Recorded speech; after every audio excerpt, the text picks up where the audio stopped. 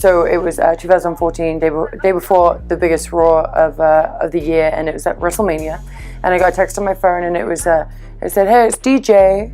At some point today, I would love to talk to you about something important whenever you're free." And I was like, "Well, who the hell is DJ? And why the hell is he texting my phone?"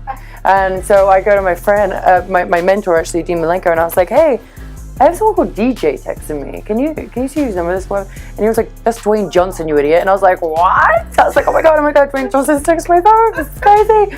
So I was like, "Yeah, sure." So he like takes me to the room, and Dwayne walks in, and he was just like, "So I was filming Fast and Furious in England, and I stumbled across your family's documentary, and it was really late. I just couldn't sleep, and he was like, I just fell in love with the documentary. And if you want to see it, Fight With My Family is on YouTube if you want to give it a little check out, just to see what the movie is based on." But that's where Dwayne came up with, obviously, the concept of the movie.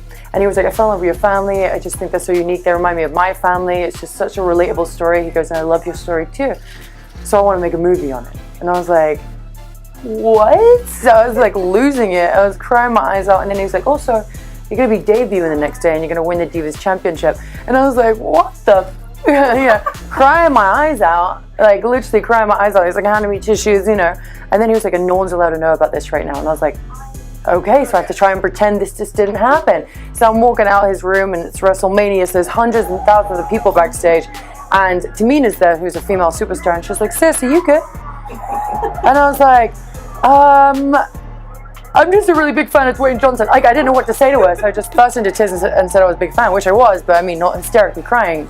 But I was like, I just have to figure out how to like hide the fact that he just told me this great news and changed my life forever, Yeah, it's crazy because I would say 95% of the movie is true to story. There's obviously some tweaks in it to elevate it for Hollywood, but it's pretty much exactly the same. So like the first time I watch it, I'm just crying my eyes out again, which apparently I cry a lot. I didn't before this movie, but I was crying my eyes out again. And Steven is the one who showed me, and he was outside the room, and I remember texting him being like, "I can't come out there. You come in here because I don't want to show the wrestlers that I'm crying right now." So he comes in, and it was just so surreal just watching some girl relive my life. It was literally like I was just watching the documentary again, essentially. It was really wild. And she did such a fantastic job that even I forgot that I was watching my own story. I was like, "Well, I hope this girl made it. I hope our brother made it." And I'm like, "Oh wait, that's my story." And I know the ending of that. So me and my brother, we always wanted to be in the WWE. More so Zach has been wanting to do it since he was even younger than me, And but I loved it. And once I jumped into the wrestling world, like I fell in love with it, and that's just all I wanted to be was a WWE diva.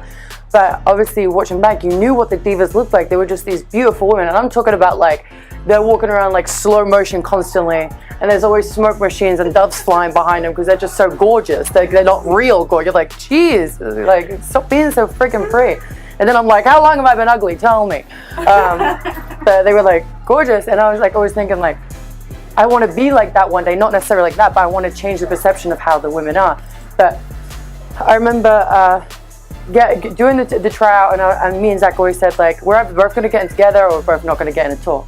And then one of us got in, and I was just like, I'm not like the rest of the girls. And as soon as I knew that I was signed, my confidence just dropped, and I was like, I already know that I'm different. And I had to remind myself that I was signed because of the way I looked, not because I was the stereotypical diva type, But when I walked in there and then I saw these women, that just like my insecurity is just like high, and I was like, I'm so ugly.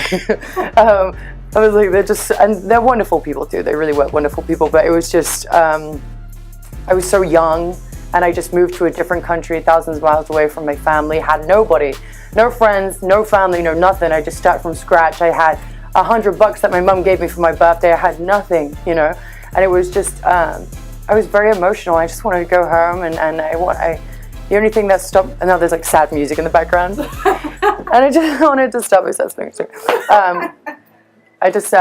thing that gave me the confidence is my brother, actually, and he just constantly told me every day, like, you're a weirdo, and that's what makes you unique in the WWE. That's what makes you stand out. He was just like, there's all these flavors of ice cream, right? But they're tasting the same thing, and you're a completely different flavor, and people are gonna like it, because it's different to look at.